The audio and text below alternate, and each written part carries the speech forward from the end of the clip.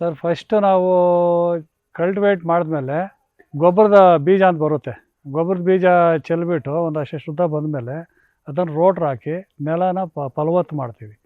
ಫಲವತ್ತು ಮಾಡಿದ್ಮೇಲೆ ಆಮೇಲೆ ಮತ್ತೆ ಕಲ್ಟಿವೇಟ್ ಮಾಡಿ ಅದಕ್ಕೆ ಹೊಂಗೆ ಹಿಂಡಿ, ಬೇವಿನ ಹಿಂಡಿ, ಈ ಹಿಂಡಿಗಳೆಲ್ಲ ಹಾಕಿ ಮತ್ತೆ ಕೊಟ್ಟಿಗೆ ಗೊಬ್ಬರನೂ ಹಾಕಿ ಲೆವೆಲ್ ಮಾಡಿಕೊಂಡು ಗಿಡ ನಾಟೋದಕ್ಕೆ ರೆಡಿ ಮಾಡ್ತೀವಿ. ಇದು ಮಣ್ಣು ಸೋಕಿದ್ರೆ ಇದಕ್ಕೆ ಆಗಲ್ಲ, ಅಲರ್ಜಿ. ಯಾಕಂದರೆ ಅದರಲ್ಲಿ ಮಣ್ಣಲ್ಲಿ ಜಾಸ್ತಿ ಕ್ರಿಮಿಗಳು ಅವೆಲ್ಲ ಜಾಸ್ತಿ ಇರ್ತವೆ.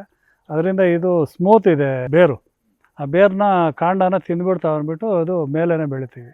ಈಗ ನಾವು ಬೆಳೆದು ನೆಲ ಎಲ್ಲ ಹಾಳಾಗಿರುತ್ತಲ್ಲ, ಅದಕ್ಕೋಸ್ಕರ ಬೆಡ್ ಮಾಡಿ ಬೆಡ್ ಮೇಲೆ ರೆಡಿ ಮಾಡ್ಕೊತೀವಿ. ಸರ್ ಇದು ಒಂದು ಸೀಸನಲ್ಲಿ ಒಳ್ಳೆ ರೇಟ್ ಹೋಗುತ್ತೆ.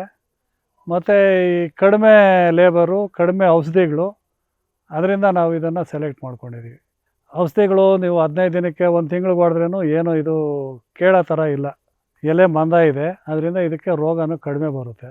ನನಗೆ ಒಂದು 4 ವೆರೈಟಿ ಗೊತ್ತು ಸರ್ ಇದರಲ್ಲಿ. ಪರ್ಪಲ್ಲು, ವೈಟು, ಪ್ಯೂರ್ ವೈಟು, ಇಷ್ಟು ಕಲರು ಇದೆ ನಮ್ಮಲ್ಲಿ. ಬೇಕಾದಷ್ಟು ಇದ್ದಾವೆ ಸರ್ ಇದರಲ್ಲಿ. ಆಂಧ್ರ, ಚಿತ್ತೂರು, ತೆಲಂಗಾಣ ಇದೆಲ್ಲ ಜಾಸ್ತಿ, ಆ ಕಡೆ ಜಾಸ್ತಿ ಓಡುತ್ತೆ ಸರ್.